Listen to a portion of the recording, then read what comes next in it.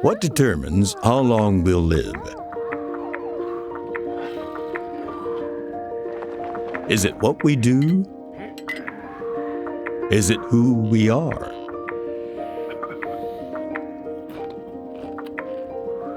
Actually, when it comes to predicting how long you'll live, your zip code is more important than your genetic code. Here's how this works. Meet Deb and Maria. They both have jobs, they're around the same age, they're both married, and they both have 2 kids. Deb lives in A-Town, while Maria lives in B-ville, less than 1 mile away.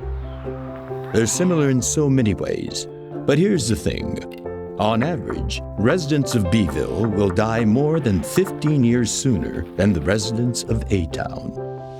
Why? Because where you live is about more than just your address. It's about your opportunities.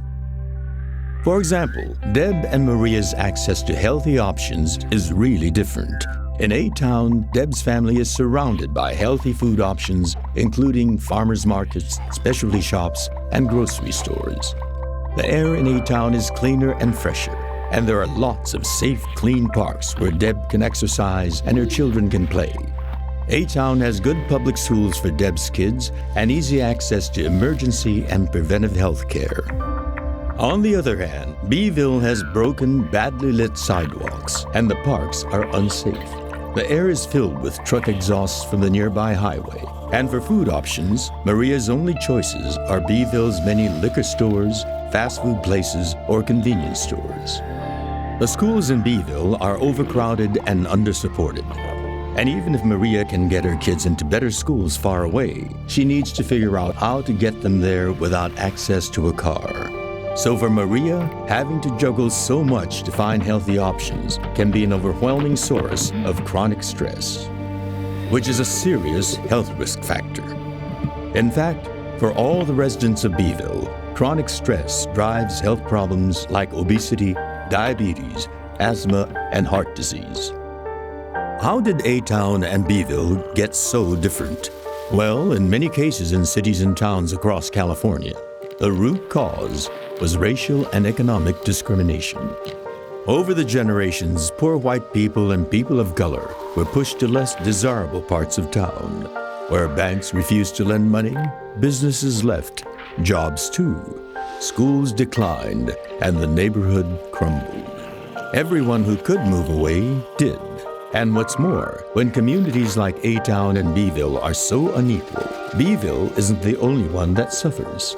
Because it turns out that not only is your zip code a predictor of how long you'll live, so is what country you live in.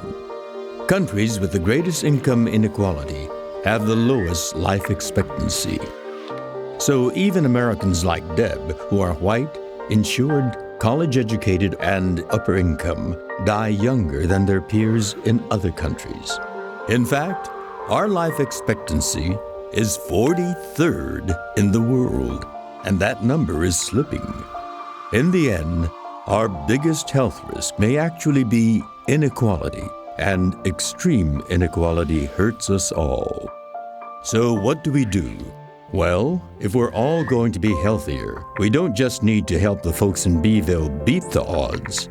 We need to change the odds for everyone. And that's what we're doing. There's a movement happening. We're Californians. We don't follow. We lead. We are building the power to make health happen in communities across the state. We are coming together to build one California, a smarter, more inclusive and equitable state that creates health and opportunity for all of us. Join us. To learn more, visit buildinghealthycommunities.org.